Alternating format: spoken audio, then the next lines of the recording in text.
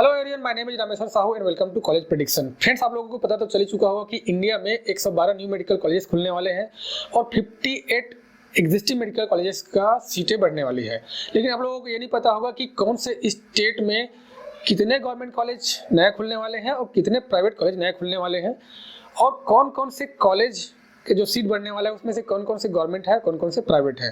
तो इस वीडियो में हम लोग यही बात करेंगे कि कौन कौन सी स्टेट में कितने गवर्नमेंट कॉलेज नए खुलने वाले हैं, कितने प्राइवेट नए कॉलेज खुलने वाले हैं, कितने गवर्नमेंट कॉलेज का सीट बढ़ने वाला है और कितने प्राइवेट कॉलेज का सीट बढ़ने वाला है। साथ में हम ये भी देखेंगे कि टोटल सीट कितना बढ़ने वाला है ऑल ओवर इंडिया में, और साथ में देखेंगे कि वो सीट का बेनिफिट मुझे कितना मिलेगा अगर मैं एसटी कैटेगरी में हूँ, एससी कैटेगरी में हूँ, ओबीसी कैटेगरी में हूँ या फिर जनरल वाला हूँ या ईडब्ल्यूएस वाला हूँ।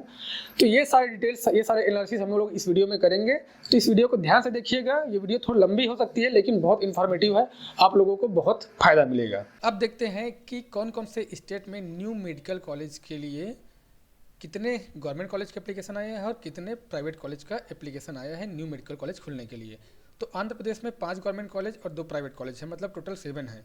असम में 1 गवर्नमेंट कॉलेज है, बिहार में 2 प्राइवेट कॉलेज के लिए आया हुआ है, छत्तीसगढ़ में भी 2 प्राइवेट कॉलेज के लिए आया हुआ है, दिल्ली में 1 गवर्नमेंट कॉलेज के लिए आया हुआ है, गुजरात में 3 प्राइवेट कॉलेज के लिए आया हुआ है, हरियाणा में 1 गवर्नमेंट कॉलेज के लिए आया हुआ है, कर्नाटक में 5 गवर्नमेंट कॉलेज के लिए आया है, केरल में 1 गवर्नमेंट कॉलेज के लिए आया हुआ है, मध्य प्रदेश में 6 गवर्नमेंट और 2 प्राइवेट के लिए आया हुआ है, महाराष्ट्र में 10 गवर्नमेंट और 4 प्राइवेट के लिए आया हुआ है, मेघालय में 1 प्राइवेट कॉलेज के लिए आया है, उड़ीसा में 2 गवर्नमेंट और 1 प्राइवेट के लिए आया हुआ है, पंजाब में 1 प्राइवेट कॉलेज के लिए आया है, राजस्थान में 5 गवर्नमेंट और 6 प्राइवेट के लिए आया हुआ है, सिक्किम में 1 गवर्नमेंट के लिए आया है, तमिलनाडु में 5 गवर्नमेंट के लिए आया है, तेलंगाना में 8 गवर्नमेंट और 3 प्राइवेट के लिए आया हुआ है, त्रिपुरा में 1 प्राइवेट के लिए आया है, उत्तर प्रदेश में 13 गवर्नमेंट और 9 प्राइवेट के लिए एप्लीकेशन आया हुआ है, उत्तराखंड में 1 गवर्नमेंट और 2 प्राइवेट के लिए आया हुआ है, और वेस्ट बंगाल में 1 गवर्नमेंट और 7 प्राइवेट के लिए आया हुआ है।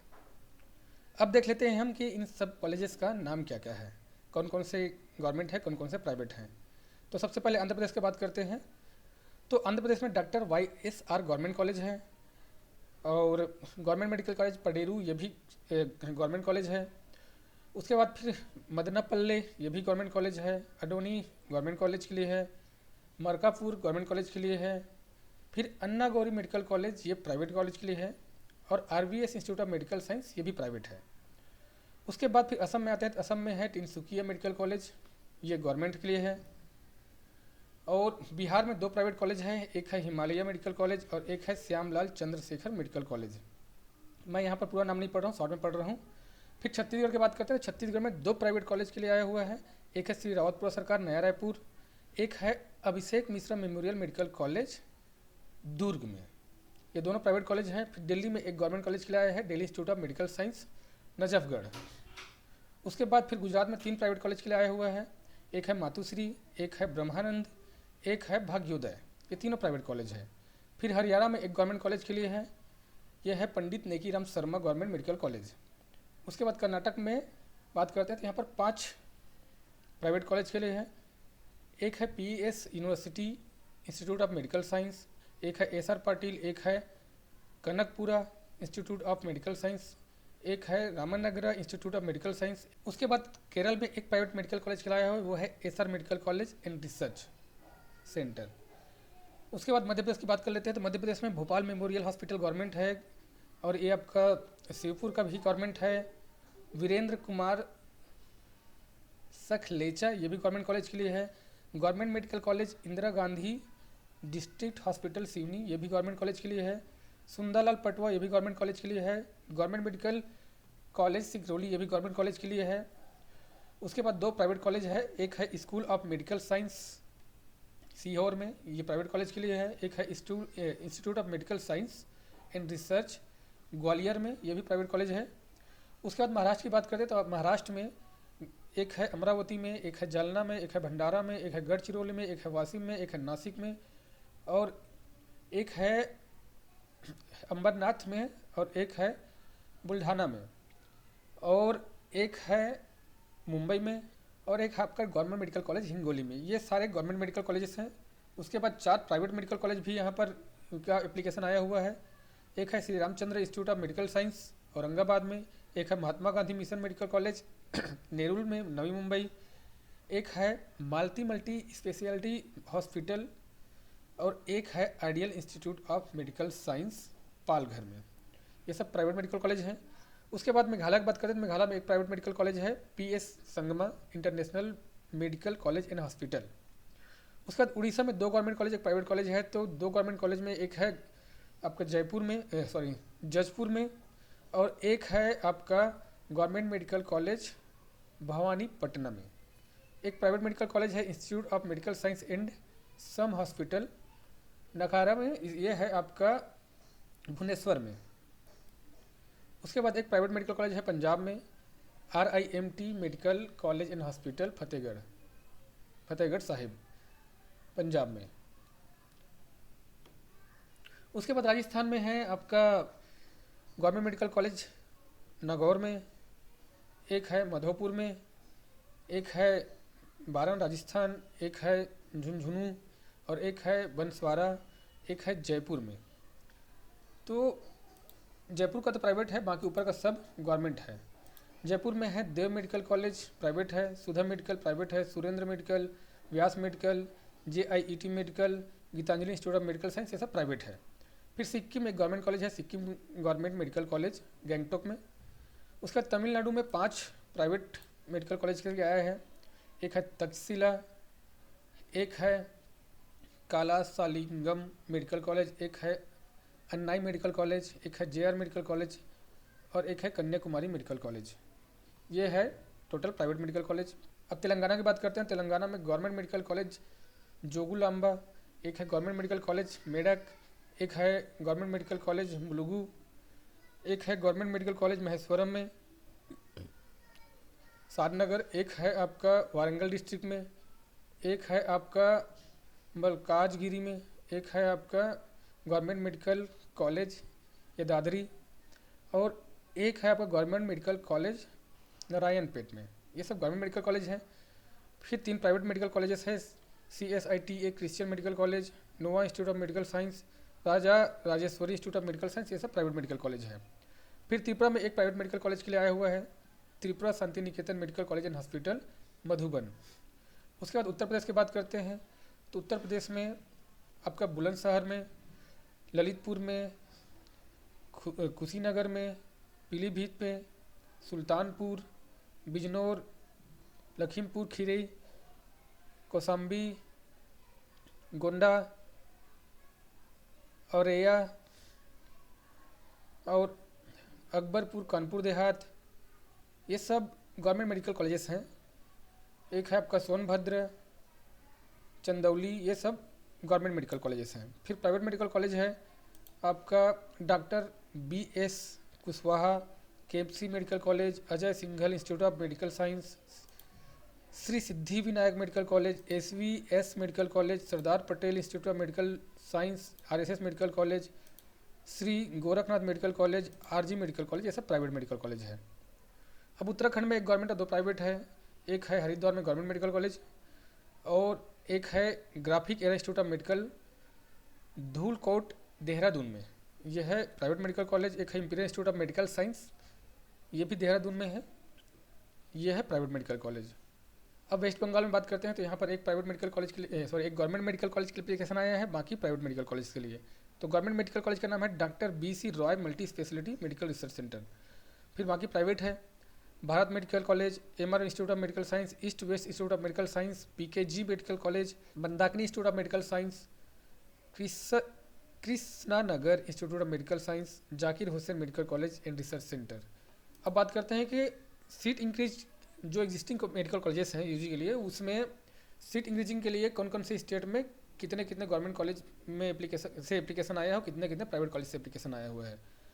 तो आंध्र प्रदेश के में 3 गवर्नमेंट कॉलेज और 2 प्राइवेट कॉलेज से सीट इंक्रीजिंग के लिए एप्लीकेशन आया हुआ है। अरुणाचल प्रदेश में 1 गवर्नमेंट कॉलेज है, बिहार में 1 गवर्नमेंट और 2 प्राइवेट, गोवा में 1 गवर्नमेंट, हरियाणा में 1 गवर्नमेंट, कर्नाटक में 1 गवर्नमेंट, 7 प्राइवेट, केरल में 2 प्राइवेट, महाराष्ट्र में 1 प्राइवेट, उड़ीसा में 1 प्राइवेट, राजस्थान में 1 गवर्नमेंट और 4 प्राइवेट, त्रिपुरा में 1 गवर्नमेंट, उत्तर प्रदेश में 2 गवर्नमेंट और 10 प्राइवेट, उत्तराखंड में 1 गवर्नमेंट और वेस्ट बंगाल में 4 गवर्नमेंट और 4 प्राइवेट के लाए हुए हैं। मतलब टोटल 17 गवर्नमेंट कॉलेज और 33 प्राइवेट कॉलेज के लिए यहाँ पास सीट इंक्रीजिंग के लिए एप्लीकेशन आया हुआ है।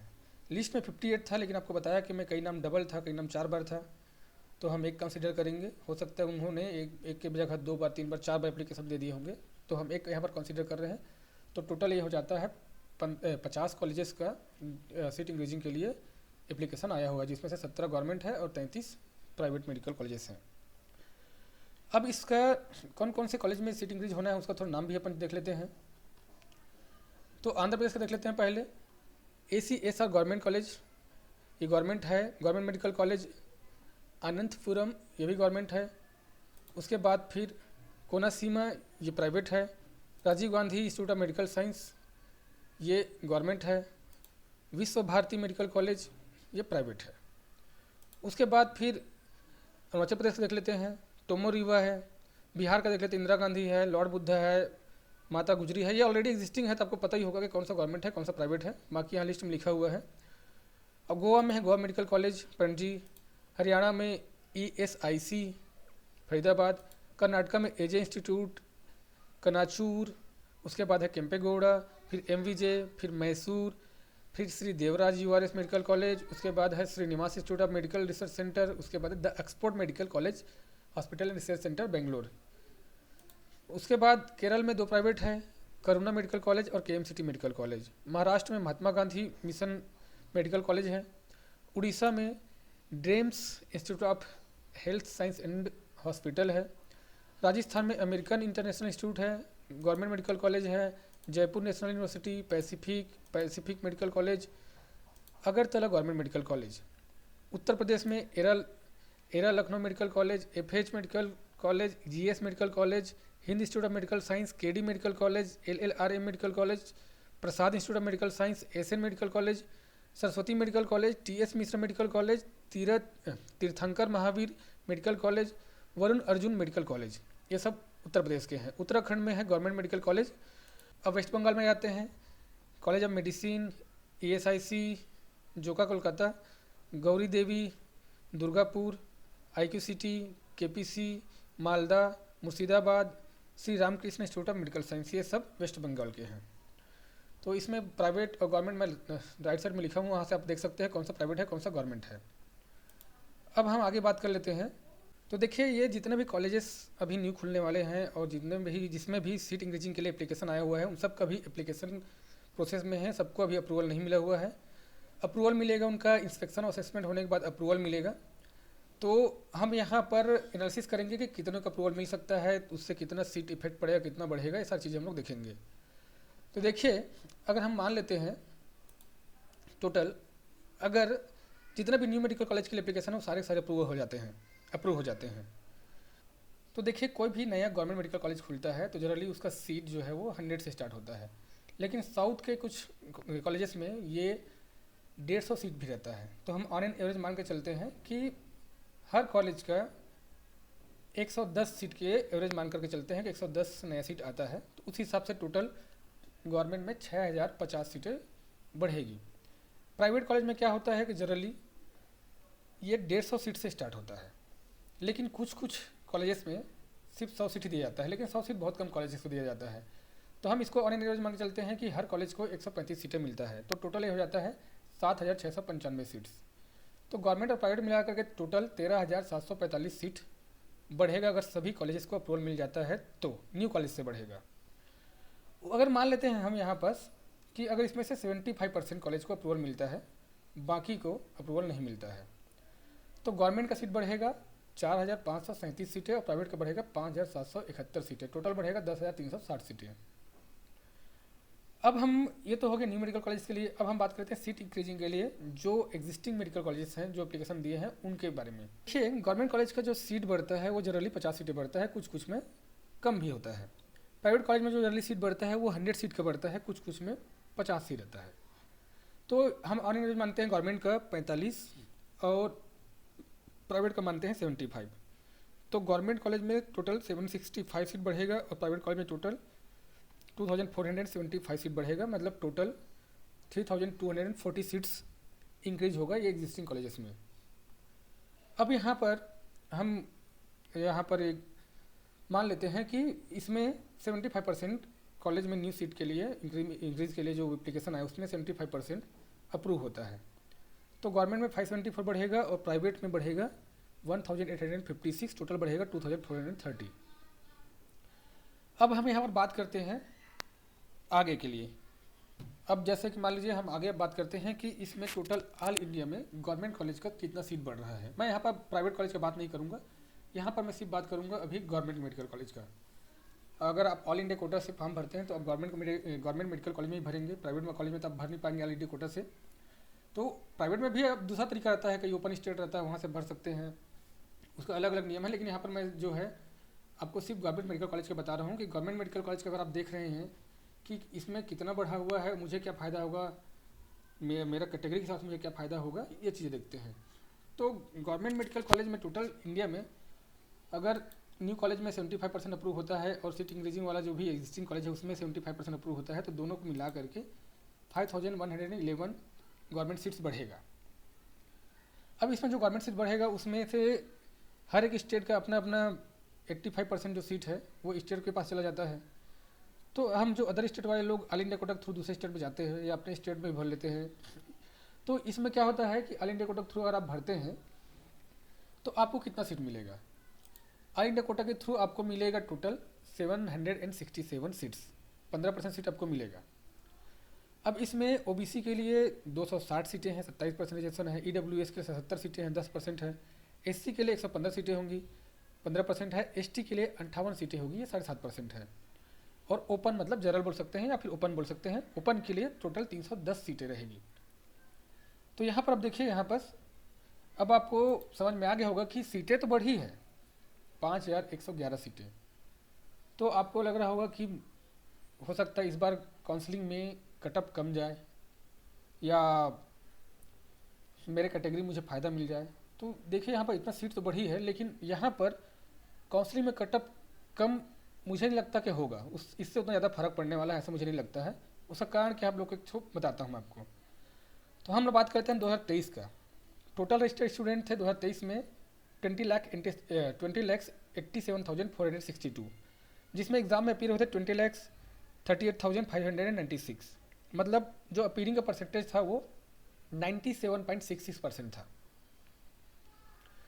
अब 2024 में क्या हुआ है कि 25 लाख से ज़्यादा लोग रजिस्ट्रेशन कर चुके हैं। मतलब इस साल 2024 में ये हुआ है कि 25 लाख से ज़्यादा लोग रजिस्ट्रेशन किए हुए हैं। अब उसका 97% अपन अगर निकालते हैं 97.66%, तो ये होता है 24,41,500।